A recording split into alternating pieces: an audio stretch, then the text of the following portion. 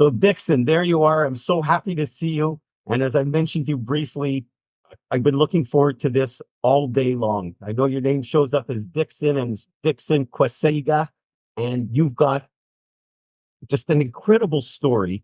And I must tell you, over the last many years, I've probably received 5,000 testimonials from clients, and it's wonderful. And it's emails or letters or phone calls. When Yeah. I got your email, Yeah. I must tell you, I was sitting at my desk and I had tears of joy coming down my face. Really? Yeah, really. And even now, as I'm talking to you, I have the chills. Your story is is just the embodiment of everything that I know for myself that I believe people can accomplish, Yeah. but to actually put things into action and to know we play a very small role in your accomplishment. But what you've been able to achieve and your story with your background, I don't want to share anything until you tell everybody, but it Okay. is just the most incredible story of perseverance and determination and a burning desire to improve your life. Yeah. And it's just so wonderful. So, and I know when I asked you if it would be okay to have a call together and we can share this, you even with that, you sent me a PowerPoint presentation that Eh, outlined your whole journey. And eh, I'm going to make that available to people through our various social media channels, if that's okay, because I That's fine. fundamentally thank you. I fundamentally believe that you may not even know it, but your story has the ability to change lives. It really does. So I'd love you to take me through it, with some of the challenges and the hardships. We met last July, and back Yes. and forth, like, I counted, we had 20 emails back and forth related to what businesses you were looking at and back and forth.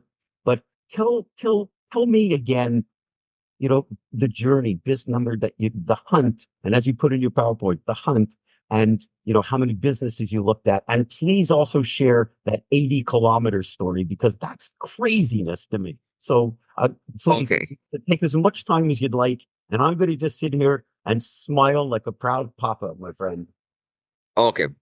Okay. So thank you so much. And thank you for the opportunity. It's good that you've given me an opportunity to share my story. I know you have a bigger network than I could ever reach.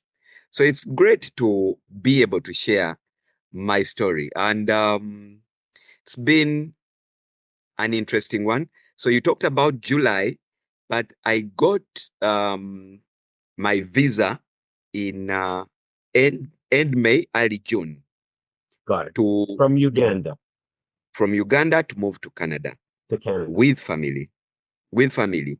So when I did that, the it was a business visa, and the initially we said I would come to Canada, start a business, and run it. So at around that time, I landed on the whole concept of buying an established business. And I had time to myself. So I listened to a number of people online. Most of them were talking about no money down. Now, no money down sounds exciting, but they never tell you the flip side.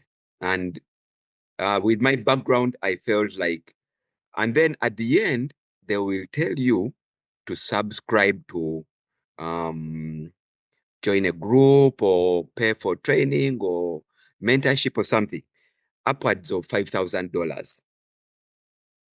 Yeah. Now, when you are starting, that figure is outrageous. But I had I had the concept and it made sense. I knew I needed information. That's when I landed on your material. It was just $200. And I was like, okay, $200, that's something.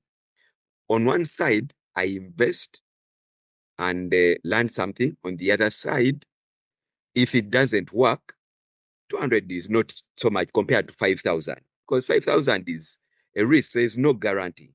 Right. So I landed on the book. I took time to read page by page. One, I had time. Two, I had passion. And three, it was life-changing for me. This was the path I wanted to take, and I must do it the right way. So I went page by page, and then I evaluated myself. So as a background about me, I have training in engineering, mechanical engineering from back home. I did an Mechanical MBA. engineering. Yes, mechanical engineering. Okay. I did an MBA after the first degree. And then, of course, project management. I'm a project management professional. So career-wise, when you look at these skills, it's comfortable. Can go get a job and have a career. And that was an option, considering my background. Right. Like I indicated before, the other option I had was to start a business. The third option was buy an established business. Now, buying an established business came with, I could call them weaknesses, I could call them threats, I could call them risks. One, I did not have funds. So when you're coming from Uganda, coming to Canada, and you're talking about buying a business in Canada that is established, it's a different ballgame. So the funds were limited. And I think we had a number of discussions about financing with you. The other thing is, which I hadn't noticed the impact of, was the credit history. In Uganda, credit is not an issue. We don't dwell with credit. It's mainly Okay. cash. Mainly cash. Right. So even the whole point of credit cards and all was strange for me.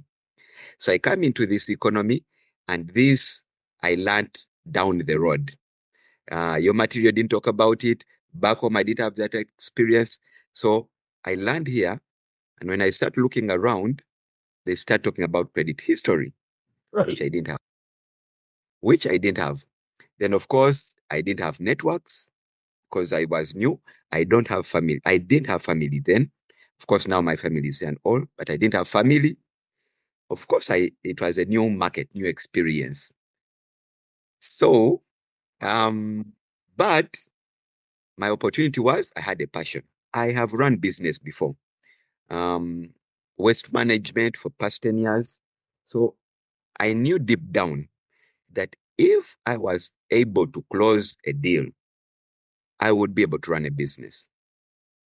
But how to cross that Right. was That's a big gap in between knowing you'd be yeah. okay after, but how do you get there? Yes, yes. I actually back home, I talked to friends of mine. Someone told me that it was like winning a lottery. It was not possible. But deep down, I knew. So when you are convinced on something, and for me, it was conviction, more of conviction, and trying to close the gaps as much as possible. Then when I get here, I realize the economy was not at its best. At least the Canadian economy was not at its best. And then transportation as a business wasn't good. So I come here, and still some people here telling me, are you sure this is the best time to buy a business? But it was my only option. I was not getting a job, and I didn't think starting a business in this economy, the way it was credible. So I needed to consider time. I needed to consider cost because I was spending on myself. I was also needed to put down something. I felt that I needed to put down a deposit on any business. I personally didn't subscribe in a zero down. Right. And I think you talked about it. You get what you pay for. You get what you pay for, and that's just not reality. Well, Yes. you get what you pay for. You could pay $5,000, like you said, and you don't get a whole Yes, lot. you'll find it, but is it a business worth considering? And then, of course, I had to consider the risks versus the returns. How much risk and how how much of a return was I willing to go for. So I learned here. I first came alone because I felt that this was a journey I didn't want the whole of my family to go through. You have children, you're married and children? Yes, I have 3 girls and of course my wife. So Beautiful. it's a family of 5. I thought that within 3 months I could close a deal. That was Okay. the feeling then. So I came in June, went back, came back in September. So when I came in June, I got a credit card to start building credit history. I got a phone number because when you're doing things online and they ask for your contact and you give a Ugandan number to whoever is selling, they don't consider you serious. But if you have a Canadian number, and even when you're in Uganda, you tell them I'm out of the country, I'm coming back, at least there's some level of credibility. Right. So I got, I got an address of a friend for them, address, physical address, phone number, bank account, and a credit card to start building credit. So my credit story is from June, but the landing was September. So I Okay. came in June, tried to do some groundwork, looked around. So in June is when the story of 80 kilometers happened. So I went online. My search was mainly online. Websites, a number of websites. I was talking to brokers and owners. The other material discourages owners. The zero down team discourages brokers. But I knew that I needed to work with professionals. They may be like a burden, but they add a touch because they've been in the field. Right. They've been in the field. They know the market more than you do, and they can advise. Yes, their business is to sell you a business, but they can advise. And I have, I'm comfortable talking to people. I can be able to read when someone just wants me to sell to me or they're genuinely interested in helping me. So I talk to brokers and owners. So I land on a Wonderful. biz out. At that time, I was using public means. Public means of transportation. Yes, I just landed. I did have a car. Fortunately, it was not winter. Yeah, because winter in Canada, I lived there for 35 years. You don't want to be standing and waiting for a bus, and especially coming from a climate like Uganda. Yes, it's a shock, but the weather was friendly then. Is it ever? Yeah, so the the business was in Oshawa. In Oshawa. Okay. And for people who are listening, you're in Ontario. I think the business in Mississauga, but in Oshawa. But that's a fair distance from the Toronto area to Oshawa. In Oshawa, they have a lot of the General Motors, etc., a lot of plants there, but it's a fair hike. Yes, and when you're using public means, it's Oh, an hour and a half, 2 hours. right. So I get invited by a broker to go out and go look at a business. So somehow he expected me to be driving there. I tell him, by the way, I'm using public means. It's like, oh, really? So he waits for me at the train station. Wait for me at the train station. I get off the train station. I meet him. So I tell him a bit about myself. He tells me from what you've said, I don't think that this business is right for you. Hold on. Uh, You meet him, he picks you up at the train station, and you have yeah, this conversation. And before yes, you even go to look for the business, he puts up that stop sign and say, "This one's not for you." yeah, at the train station. At the I train did, station. I didn't even go into Oshawa or go have a meal or anything. Wow. So he tells me, he tells me a bit about the business. Someone was retiring. They're looking for an owner. Of course, they wanted someone who had been in the business, maybe a technician or something, truck repair. And from our discussion, he says, I don't think it's the right business for you. Let's give time, let's keep searching. Maybe if another opportunity comes up, I'll let you know. So we say our goodbyes, and You get back on the train. I get back on the train. Now, when How are you you are feeling? sucking, sorry? How are you feeling? You just made this 80-kilometer trip. The guy sort Yeah. of throws ice cold Canadian water on your dream, and you Yeah. turn it around without really any progress, or what most people would say, any Yes. progress. And now you Yep. turn around and you're going back. So how are you feeling at that point? I felt like it could have been better. It was It could have could depressing, right. very frustrating. So when you are on the search, of course, there are good days, there are bad days, Yeah. but this is one of the worst. Okay. At least, maybe if I thought about it, I could have looked for a second business so that I then go and look at another business.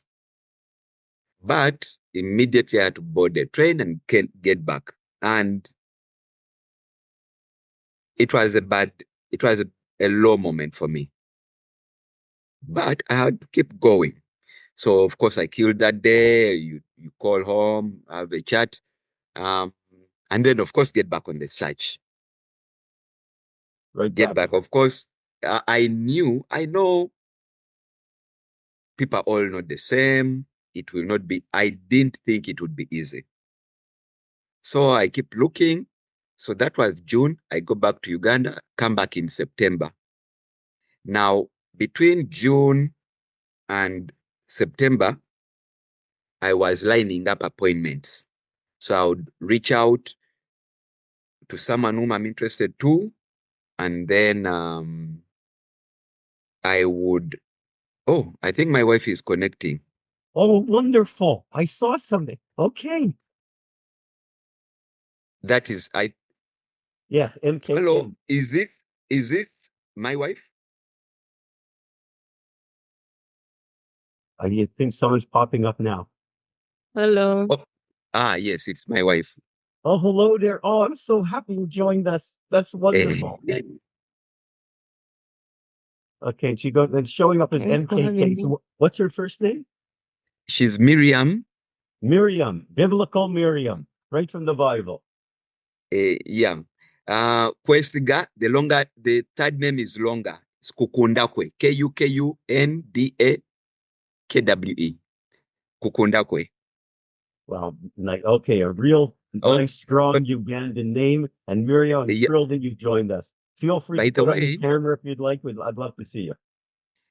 all our names have meanings. And so, what is you go? Kwesiga, Yeah, okay, Kwesiga means to trust, to trust.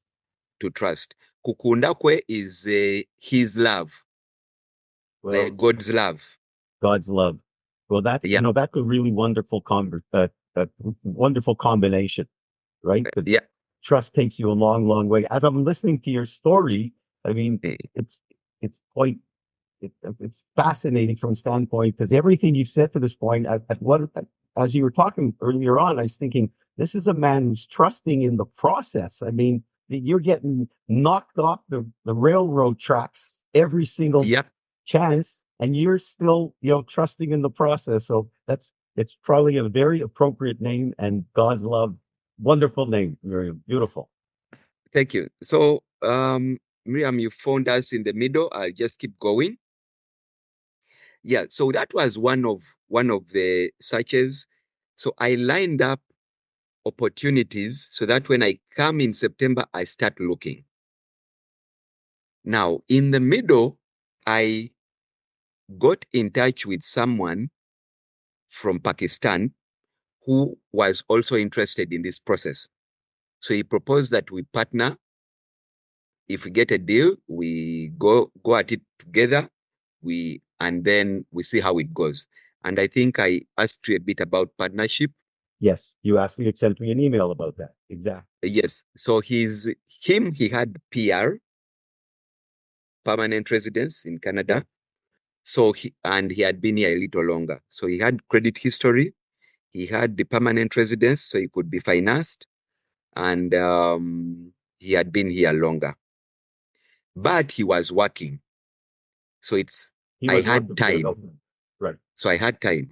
Remember, I'm not working, and this You're is not what I'm working doing at 8 this to point. 5. You're depleting your savings Savings. that you have. And Yes. was Miriam and your three children with you in Canada at that point? No. Okay. Up to now, they're not yet here. June, I came alone for about 3 weeks. I came in September, and in September, I came alone still. The thinking was after 3 months, I'll have a business and they will come. Okay. Great. Okay. That was the plan. Got it. Yes. So I looked at maybe around 100 businesses. Wow. Look at the financials. So I had a criteria. I had a search criteria.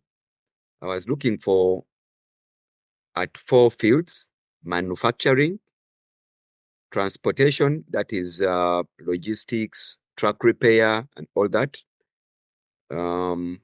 Construction, building services and construction, and waste management. And waste management. And it's very interesting, by the way, that you should say 4 categories, because we just did a webinar recently and I was telling, prospective business buyers, you can't start and look at 20 categories. The ideal number is 4. You start with that and you work your way down. Maybe you adjust, but that's brilliant. Okay. So, because we So, talk about this 4-4-4 theory, 4 months of looking, 4 categories, 4 offers, etc. So we're following it perfectly. yeah. So, of course, it's exciting when you look at all these opportunities. There are many, but you have to zero in. I also decided what I cannot look at, however good it is.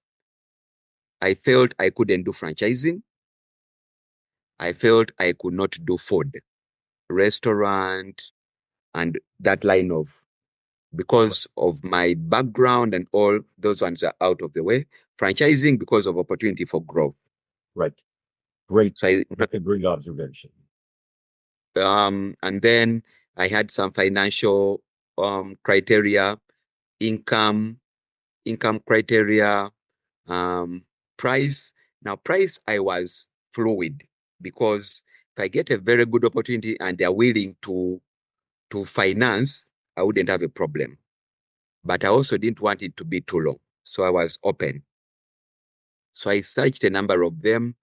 And like I said, we were looking with my partner. I would get an opportunity, share it with him. Some he would be interested, others he would not be interested. And then we'd see how to go about it. I visited about 10 to 20 of the 100. We actually made some offers. Good.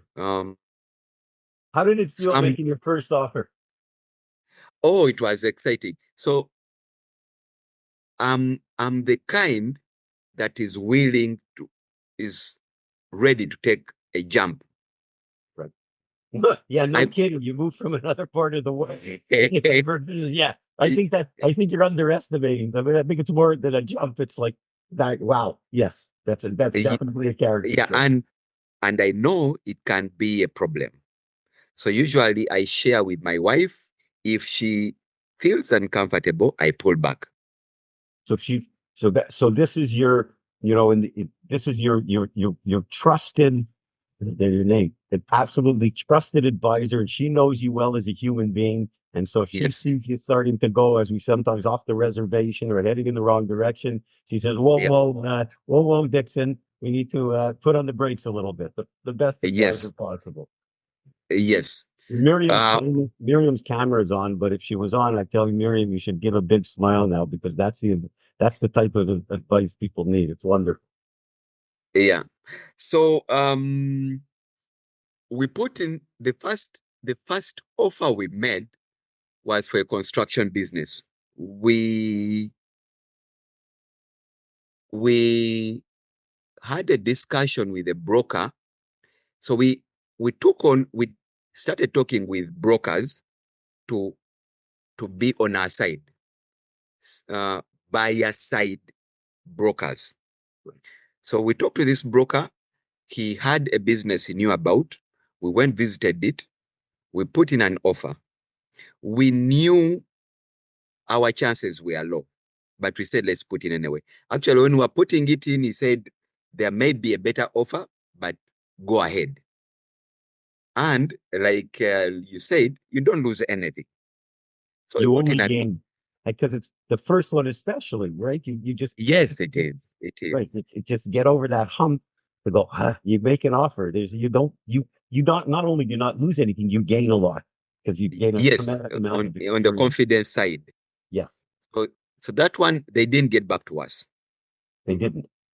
They did not, up to now, Okay. they did not get but, but it's been a learning. Right. Second one was railings business. We got informal feedback from the owner that he didn't feel that we would finance the business. So he had been in a process before where someone put in an offer, and after 3 months, they failed to get financing. Okay. So he didn't want to go through that process again.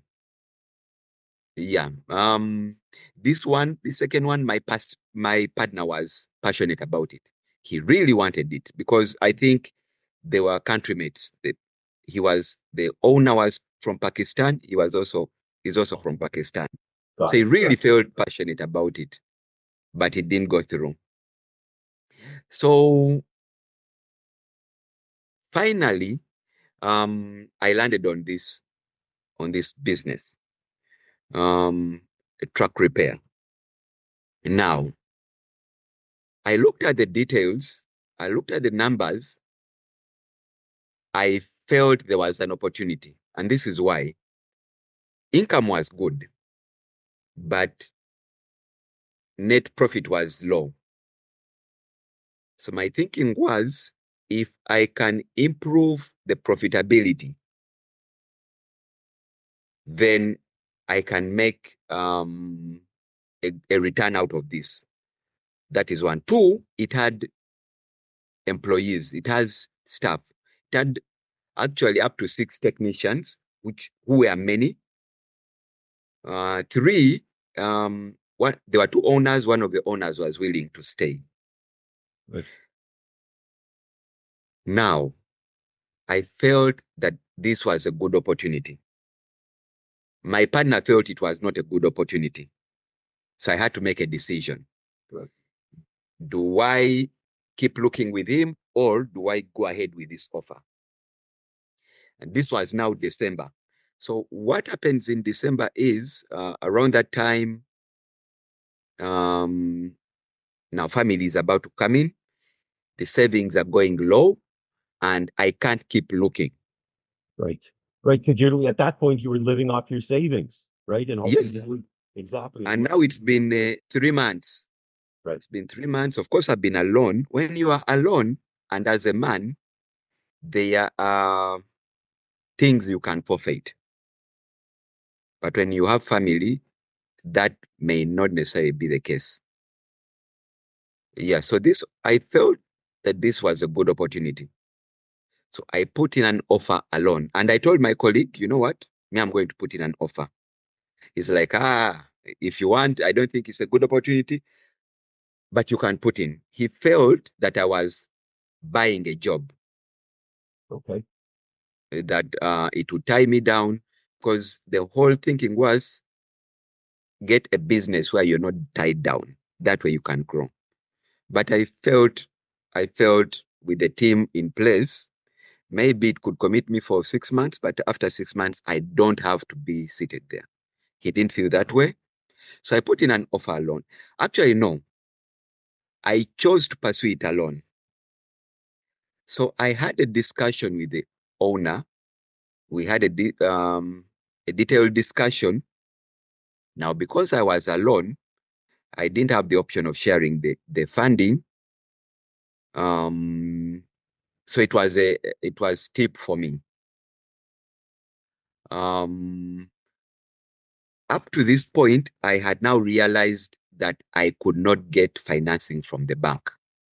Right. Because of my credit history. Yeah, it was too short, right? It was too short. And the business, yes, it had assets, It was looking good. It had numbers, but at the end of the day, you have the owner, the person signing has to have some credibility, which I didn't have. So I talked to the owner. So there were two owners. One had already moved on. One, it felt like he was stuck with the business and he wanted to sell. So I told him, I'm interested in the business, but I don't have financing. Interestingly, he told me, put down an offer, let us know what you can offer, and let us talk. And I was like, did you think, because you established a very trustworthy, it seems to me like a very trusting, open, transparent relationship with this owner yeah, before you really got to the point of talking about, well, I don't have the money that you necessarily want in your pocket at closing. yeah, But it sounds like you really structured, and formulated this wonderful personal connection with the owner, and one of them was going to stay. And so yeah, what you're saying is it's very open-minded to this concept. He obviously really liked you, and then spending some time with you, not hard to like you, right? And yeah. so is that what you felt in that situation? Like, hey, maybe this is an opportunity because we have this really nice relationship. So what happened is we had the first meeting with my colleague and the broker. The next meeting, my colleague was not there. Right. So he asked, and I explained to him that, by the way, I have interest, but my colleague wasn't interested. And he felt that he could lose the opportunity. The deal could fall through. Because, of course, one person has pulled out. The fact that I'm still there, one could mean that I'm interested, but it could also mean that if it doesn't work out, I can always move on. Right. And then we had the rapport. We talked. We had coffee. We talked. So we had a level of relationship where we could talk. I would call him. He would call me. There's been discussion that don't have too much discussion with the owner, go through the broker, but I chose to talk to the owner because I'm buying, he's selling. If we can reach an agreement, then the brokers can come in. It's exactly what we talk about so often in the material is, Yeah. As long as you do this in a good, meaningful way and the broker doesn't feel threatened because no one's trying to cut out their commission, the quicker that Yes. you can establish that personal relationship with the Yes. seller and talk per human being to human being. Yes. If you have that nice relationship, you could, by and large, you could resolve everything. And you could Yes. address that as two good human beings that have a nice trusting, although new, but trusting relationship with each other. So, Yeah. formulating that bond was a brilliant move. Yeah. And it worked out. So I was almost pulling out, almost moving to the next opportunity because there was no way I would finance it. And he told me, no, put down an offer. Let us see what you can do. So, you know how you decide, let me put down this outrageous offer, and he chases me. So I put down an offer, hoping that he would say, this is outrageous. But he said, oh, we could make that work. There you go. Like, really? Okay. So I called my broker. I tell him, by the way, the owner says this figure could work. He was like, no way, it's not possible. I told him, this is what we have agreed. Let's document something and put in an offer. So he's like, okay, if you've agreed, I'll put together an offer. So everything I took him through. So there was a lot of vendor take back, owner financing, which we put in. I put in the deposit, down payment, and then the vendor take back. We put in an offer. So it seems like he had not talked to his colleague about this offer. His But colleague still was it his was, partner. yeah, there were two There were two owners. partners. The one who was going to Yes. say he hadn't talked to him about. Yes. Okay. So I put in the offer. through my broker. They also had a broker, and they called a meeting. So they called a meeting. We went for tea. They said, your offer is outrageous, but we're willing to discuss. How can you? So they asked me to improve the offer. Now, what that means is they would be willing to take it, but any way I can improve it so that they feel like they've negotiated, Okay. they would take it. So I went back with my broker. We got a figure, put it down, wrote back, and they agreed. They agreed. And I think we had an email exchange in between that, you and I. As I recall, there was something, but so you went from outrageous to just crazy. Yes, to crazy, but manageable. The main thing was, so at the end of the day, when I knew deep down that when I make an offer and they say yes, I need to be able to honor my side. Yeah. Well, because you can get excited and commit more than you can deliver. Beauty is there was no financing, so everything was in my control. It was money I had somewhere. So I put in the second offer. They agreed. I could not believe it. I told my colleague, I have put in an offer. It has been accepted. He asked me how much. I told him the figure. He could not believe it. He wouldn't believe you. He would not believe it. So we started the due diligence. So that we had crossed. And for me, it came at a very crucial time. At this time, my family was coming in. So I needed to get financing. I needed to get finances to run the family. Right. That was one. Two, I could not deplete my savings anymore because if they deplete, then I can't put anything down. So it was very timely for me. So we got to the due diligence. Because I didn't have credit history, I needed to buy the shares of the business. This is a business that had been running 5 years. If I opted to buy assets, I would not have any kind of financial history for the business, for the new business. Right. The corner is a little different than here. Correct. Yeah. So I went for shares.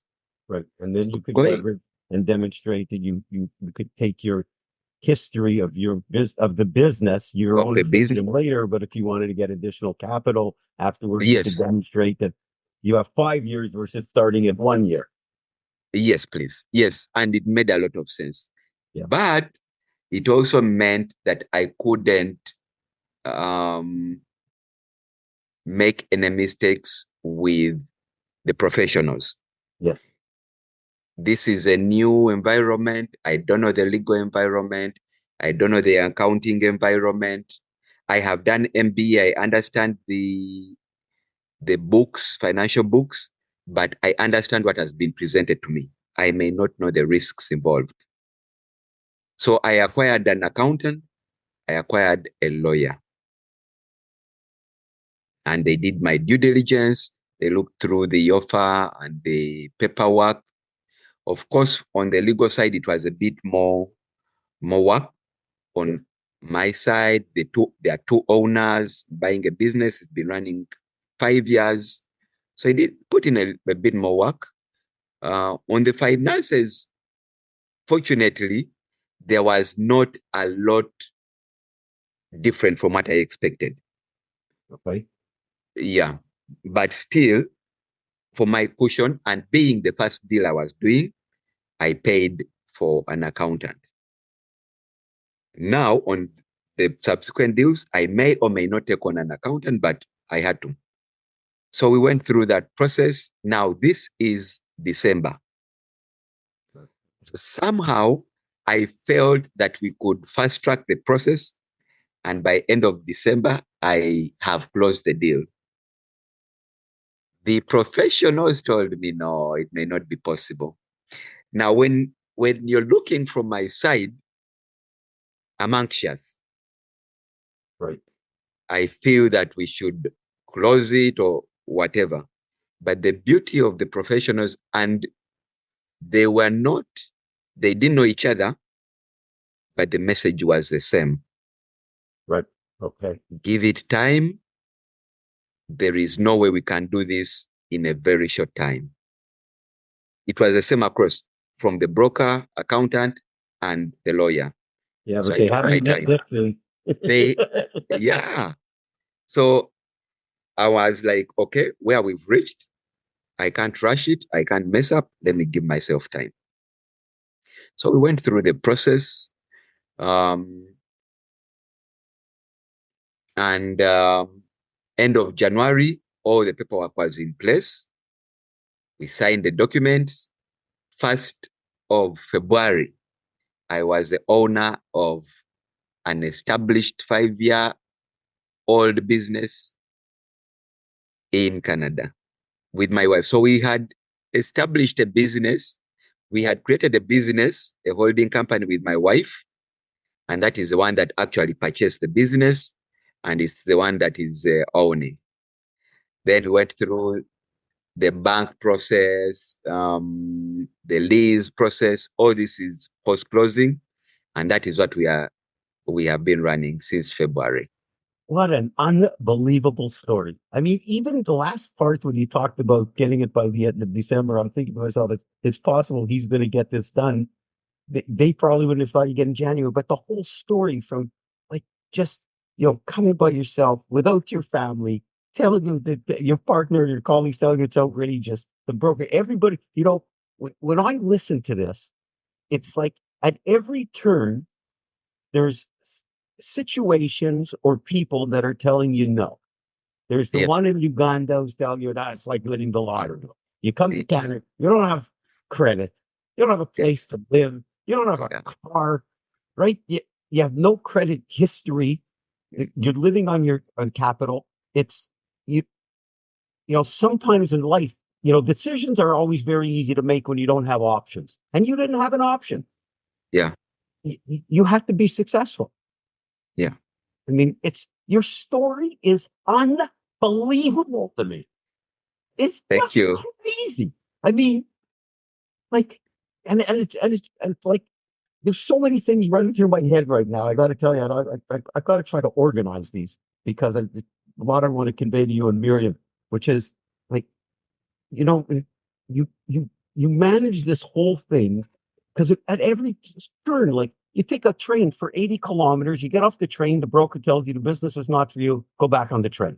Like, you know, some people would have stopped at that. You arrive in Canada, you don't have credit. Some people say, well, this is impossible. I'm never going to be able to finance a business. Some people would have stopped at that. And so, and along the way, you look at 100 businesses, you find 10 that you visit with. They're rejecting offers. They're not even calling you back. Your wife and kids are in another country. You're freezing your butt off because it's the middle of winter. Like the worst time you could be in bed. Yeah. Oh, it's just, it not only is your story heartwarming, I mean, there's so many life lessons. Yeah. It's one after the other. In the middle, and all the advice was well-meaning. Someone came and told me, you know what? Go do Uber in the meantime so that you have an income. Go get a job. Go get a job. Parallel to your search so that you Yes. Run. Okay. Yes. But I knew once I stepped that side, because it's a comfortable side.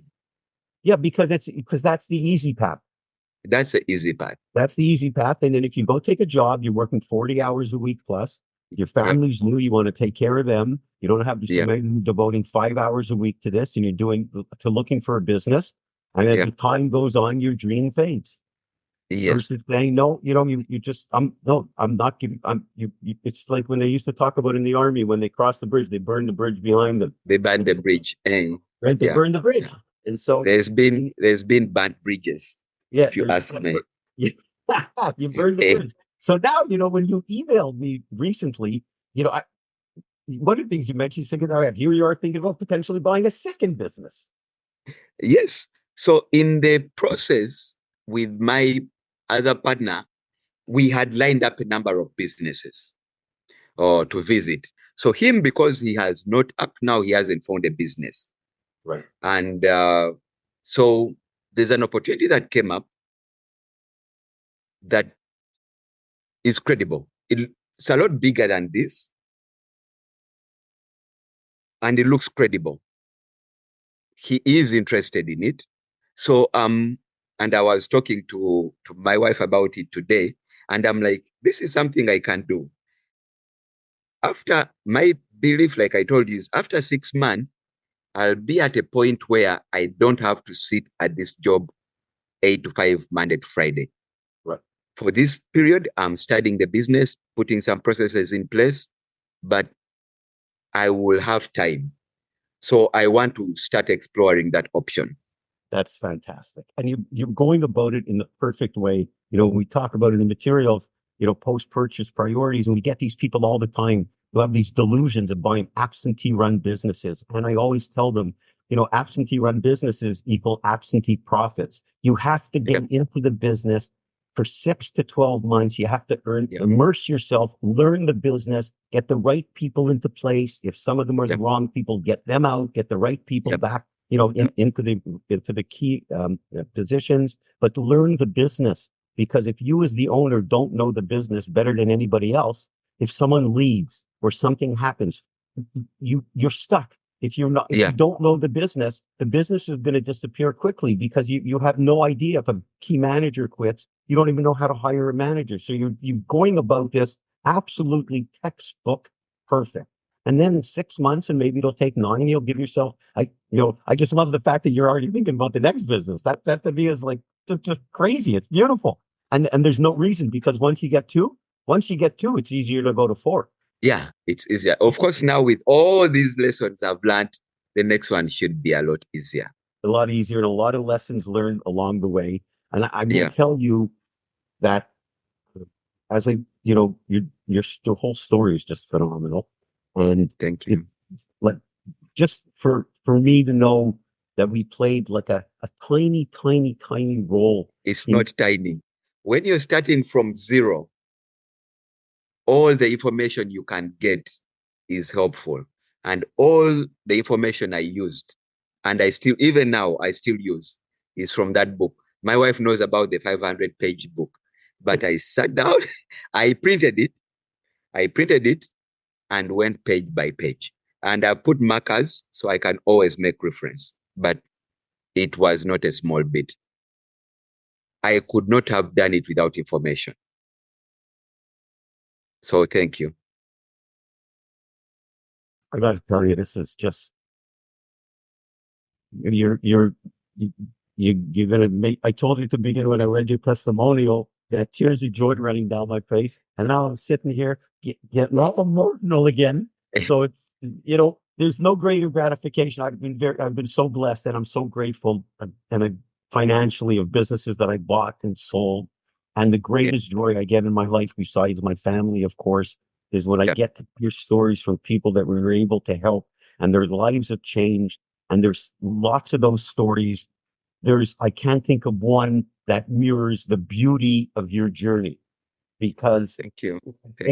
You had every opportunity not to do this. You had every opportunity to go get a job. You had all kinds of ridiculous obstacles thrown in your way where, it's almost like anybody logical would have given up. It's like, you never thought, and that was just not an option. Yeah. It wasn't an option. One of the biggest was the financing bit. Actually, there's somewhere we went to a bank, someone, consultant, and he told me, because I had a partner, he told me, it's okay, give money to your partner, let him buy the business, then you can join him later. Because for as long as you're there, the credibility of the offer goes down. Right. And that was a blow, because I needed, and I needed to have more than 50%. Yeah. So this was now the flip side, and it didn't seem to work. So I didn't know how I would pull it off without financing. That was a big, big, big thing.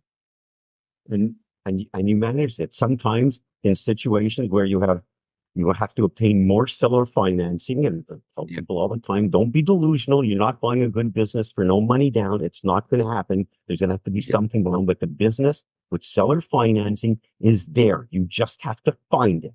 And if you establish a terrific relationship with the seller and they determine, hey, this is the guy to whom I want to sell the business, they will make the deal happen because they have faith in you, confidence in you, and they want to see you carry on their legacy. So that personal relationship is so important. And the other part of this, having the support of Miriam behind you, your wife, that's a huge part of the equation. And I would venture to say in a year from now, we'll have a conversation. Well, we'll speak between then, please God. But you will you'll have a second one and you'll keep growing. But having that foundation of support, your own faith, your own confidence, foundation of knowledge, which I appreciate the wonderful compliments you gave about our materials. That means the world to me. And you have the foundation of support from, family and your conviction, the courage of your convictions. It's the story is magnificent. I mean, I would like to put on Canada's version of what is it, the Lion's Den? What is it? Yeah, it's great. It's absolutely wonderful. And I know that there's so many lessons learned. And I do want to ask you one last question because you probably worked a long day and we're doing this in the evening. If you were to give one piece of advice, there's lots of people in your situation. And I always tell people, look, this is doable. It's just that you have to have a burning desire and you have to match a burning desire with the right knowledge. And if you do that and you go about it in a good way, you can get to the finish line. So, but if you have to give one, I know it's sorry to put you on the spot, but if you have to give one piece of advice to people that you've really learned throughout this journey to be able to duplicate what you've been able to achieve, what would you tell them? There are no shortcuts. Follow the process. There are no shortcuts. So when you start the journey, the end is buying a business. But that is a journey. You have to go step by step. There are no shortcuts. And that's what I would tell anyone. The others will add on, build trust, the professional, but follow the process. And fortunately for me, I had the process from the book. 22 chapters, but it was a clear process. I would actually go page by page. I would not look at due diligence until I had finished the search process. So go, and you'll notice my questions were in progression. Yes. Go. Of course, I read through the whole book and it's exciting. Towards the end, it's exciting. You see the deal coming through, but all that is theory.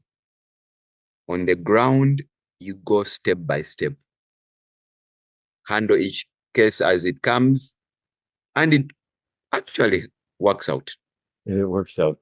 That's it. Step by step and put it to work. Well, I can't thank you enough for your time. That last piece of advice is spot on to what people need to hear. And you've done it in a methodical way. You're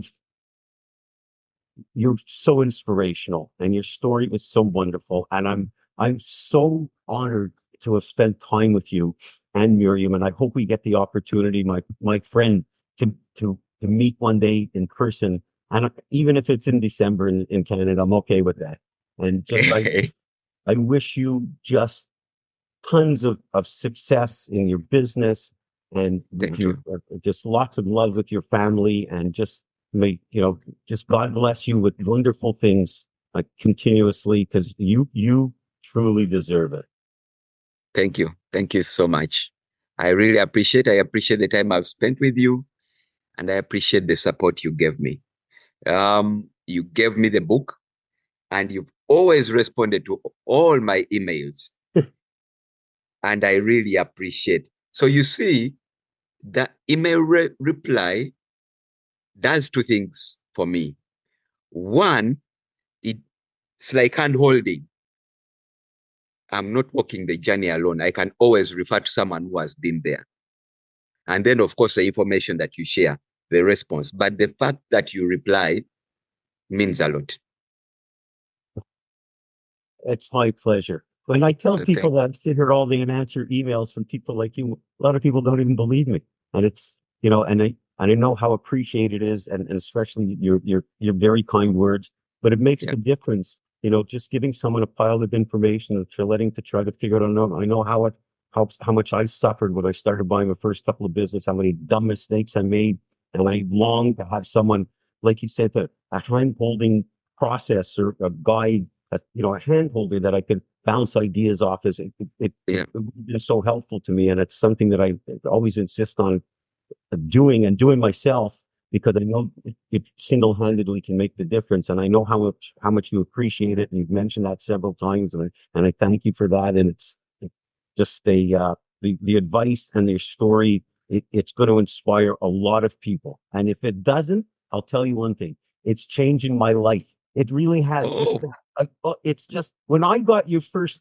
When I say changing my life, like, I always know there's a purpose in what I do, and I feel so grateful to be able to help people in their journey. But to me, one story changes everything for me. I never went into this to make money in this business. I just wanted to help one person. I never thought it would turn into what it did. And when I got your testimonial, I still have it here. I have it right on my desk. Oh, There it is. It doesn't, I get in the camera. It doesn't move. It sits here right on my desk. And I read it first thing this morning. And when I got it from you, I peeled it off. My wife was busy doing something. I said, you have to sit down because I got to read you something. And she looked at me like, is everything okay? I said, it's more than okay. You got to hear this. And she was like, wow. So God bless you, my friend. And just thank you so much. You, and please, we'll stay in touch. And I'm looking forward. And of course, as you look at the next one, whatever I can do to help you, you know where to find me any day, anytime. Okay, please. Thank you so much, Richard. It was such a great time. I really, really enjoyed spending time with you and Mary. Okay, please. Thanks again, guys.